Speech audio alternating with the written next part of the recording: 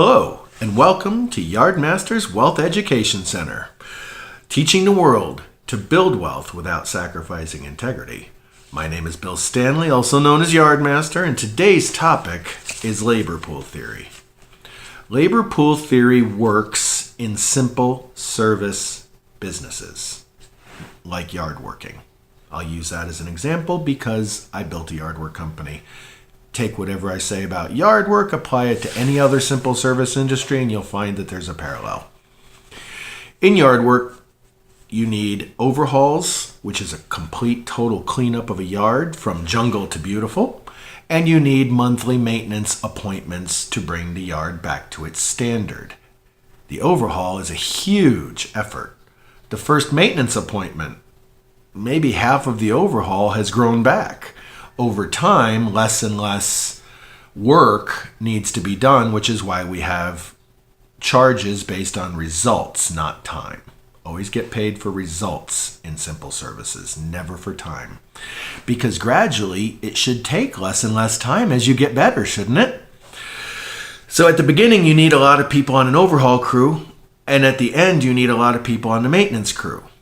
But every time you get a batch of customers sufficient to hire a full-time maintenance specialist, maybe 3 or 4 batches of customers brings enough extra money to hire a full-time overhaul crew member, which means the overhaul crew member is not dependent on whether the phone is ringing for their job security.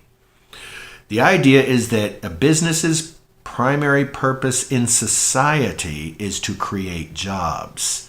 We use provision of services and production of items, stuff, goods and services, are the raw material.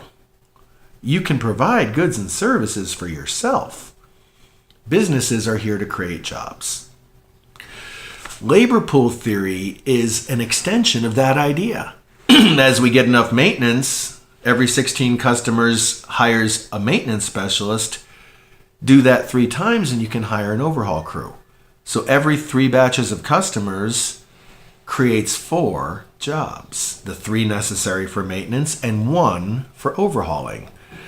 So every 3 batches, if you get 30 batches, you have 10 overhaul crew members. 300 batches and you've got 100 overhaul.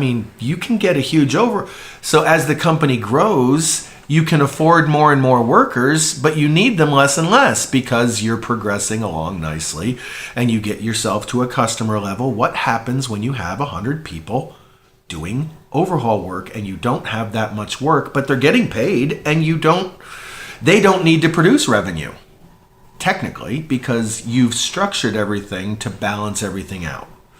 So the interesting feature is at the same time that your overhaul crew is growing, you're training them how to be good yardmasters, good people in Diamond Yardmasters, good workers, good service professionals. They are the face of the company. They are service professionals. It's as simple as that. The frontline worker and the CEO are both equally important, and at our company, they both get paid the same. But what happens when the CEO drives the company so well that it gets so big that their job becomes a clerical nightmare? Office work has to get done. Administrative work has to get done. So as you need less and less field workers, you need more and more office workers. So where do you go for that? To the classifieds? To Craigslist? No. You go to your labor pool. In my company, that's the overhaul crew. In a simple service industry, whoever does the initial work ends up being your labor pool, and whoever provides the monthly maintenance or weekly maintenance or daily, whatever it is, the recurring income providers provide all the salaries. And now the overhaul crew, or whatever your labor pool is in your industry, the house cleaning crew, and then you have regular maid service specialists that come in. You can set it up any way you want. But the idea is to produce a really large pool of great workers so that now that you've got your simple service business humming along nicely, you have great revenues, you have well-capitalized company, and you have a lot of workers already getting paid and having nothing necessarily to do. So you create a factory. You use your business profits to capitalize the business by purchasing real estate, which is a great bank. And that real estate is sitting there, and because you purchased it properly, say you bought a $1 million property for $500,000, you put $500,000 in the bank, and the other $500,000 is there to provide the needs of that real estate for taxes and upkeep, which means that you now have a piece of property that doesn't have to produce anything and is not revenue negative. It's not costing you anything. It's serving its single purpose, which means now you can use it. So you've got a factory for free. You've got a labor force for free. So how much risk is there starting the factory? It either works or it doesn't. So what do? Our first factory produces yard work equipment. If nothing else, we research, develop, and produce our own tools, and it's awesome. And we've created great jobs, which is our single purpose as a business. Our single purpose as a business is to create great jobs, and one of the best tools I have discovered to create the best jobs possible is what I call labor pool theory.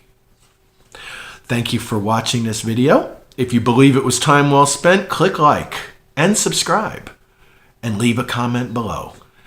Because if we all do our part to teach the world to build wealth without sacrificing integrity, we will make the world a better place. Again, thank you for watching and have a beautiful day.